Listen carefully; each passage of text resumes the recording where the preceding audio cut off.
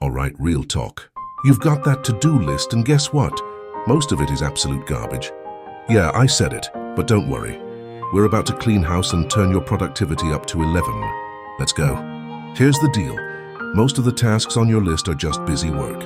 You know, that fake productivity stuff like reorganizing your files for the 50th time or replying to those urgent emails that aren't actually urgent.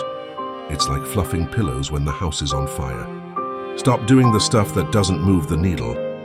Instead, focus on your power moves. These are the tasks that actually get you closer to your goals. Think about the stuff that, when you finish it, makes you feel like a superhero. Yeah, that's what you should be doing. If it doesn't make you feel like you're leveling up, ditch it. Let's simplify things, the rule of 3. Why? Because 3 is the magic number. Just ask the universe. Your brain can only handle so much. So pick the top 3 most important tasks and give them your all. Knock those out and boom. You're crushing the day like a boss. Now it's time to go savage on your list. Look at those fluff tasks, like watch that motivational video or clean up my Google Drive. Yeah, toss them. If it's not pushing you forward, it's holding you back. Be ruthless. Your time is worth more than a bunch of fluff. Okay, this one's big. The art of saying no.